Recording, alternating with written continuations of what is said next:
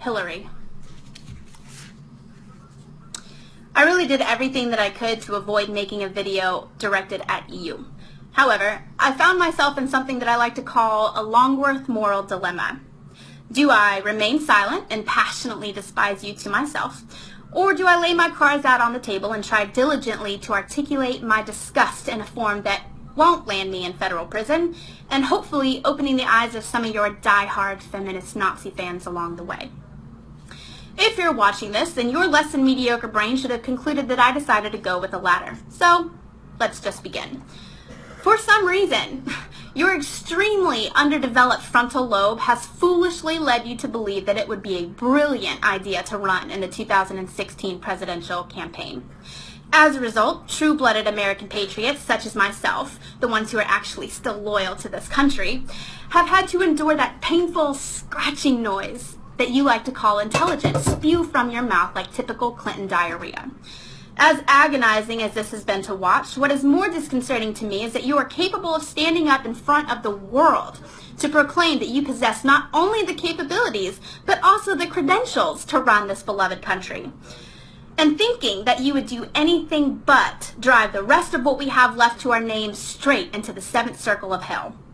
I must say, your ability to keep a straight face throughout this entire process is almost impressive. Unfortunately, for you, there are still many of us who see through your carefully sculpted mask and straight into the eyes of one of the biggest traitors this country has ever taken under her wing. For those of you who are ignorant enough to follow blindly behind the Clinton circus of bona fide bitch bags, let me just break this down stupid style so that you can keep up.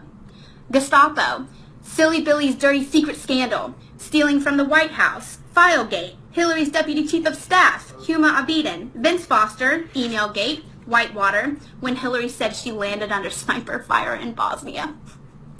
The Clinton body count, Benghazi, Chinagate, Travelgate, Watergate, drug dealer donor scandal, Ponzi scheme and political favor scandal, and you, Hillary, the biggest scandal of them all. And you think that you have the credentials with this background to run my country? In 1974, you were fired from your job by your supervisor, Jerry Seifman, who said, and I quote, "She was an unethical and dishonest lawyer. She conspired to violate the Constitution, the rules of the House, the rules of the committee, and the rules of confidentiality." Does that really sound like an individual who is fit to lead this country?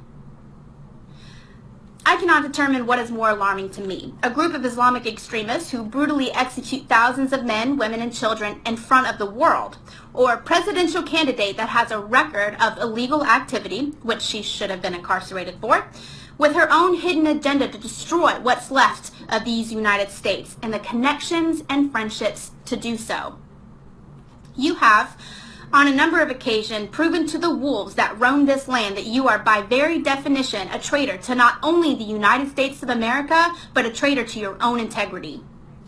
You stand on the forefront of the greatest election since our independence and stumble over our Constitution while catching your balance on our liberties. Countless times you have proven yourself a disgrace to those who do not sit idly by and listen to your proverbial and narcissistic diatribe that you preach to the weak-minded. You have literally turned your back on the men and women who have bled for the power that you abuse. Men and women who have selflessly died in war to protect the freedoms of our countrymen. Men and women who have left their families and set aside their differences and laid down their lives so that you can steal their liberties, laugh at their sacrifices, and mock their honor. And now you assume that you possess the bravery to lead my brothers and sisters into war? To command them with integrity on a battlefield seated with honor. You have spit in the face of the very foundation that you still have the privilege of standing on. You have unmasked the very image of what a coward looks like, and you have most certainly managed to mask the truth of your deceit so the blind cannot recognize you for what you really are, a waste of human existence. You are not fit to lead this country anywhere except straight back down the shitter that you crawled out of. You are a prisoner of your own evil, chained down by the shackles of your arrogance and strapped to the grenade of American justice that you just pulled the pin on. It is only a matter of time until the shrapnel blows up into your ass and out of that treacherous mouth that you used to deceive your way to the top. And the people of this great country will have front row seats to the execution of your career, and the men and women who have lost their lives at the hands of your deliberate negligence will no longer be dangling from your guilt-free conscience. My country will not fall to the hands of your corrupt administration. I need you to understand something, America. If you vote for Hillary, you will be handing over the last shred of integrity that this country has to a woman who willfully threw hers away many years ago. She is not the answer to America's problems. She is America's problem. Ladies, if you're voting for Clinton based solely on the fact that her vagina fits your incessant need for vagina power, do us all a favor. Go sit on your thumb, wiggle it around a little, and let me know if you find your brain up there. Until then, stay as far away from the polls as possible before you hurt yourselves. I'll end this with a quote from my father. Hillary, you are a prevaricating, disingenuous, disrespectful, and egocentric bag of runny fecal matter. The only job you are fit for is a poster child for Soylent Green.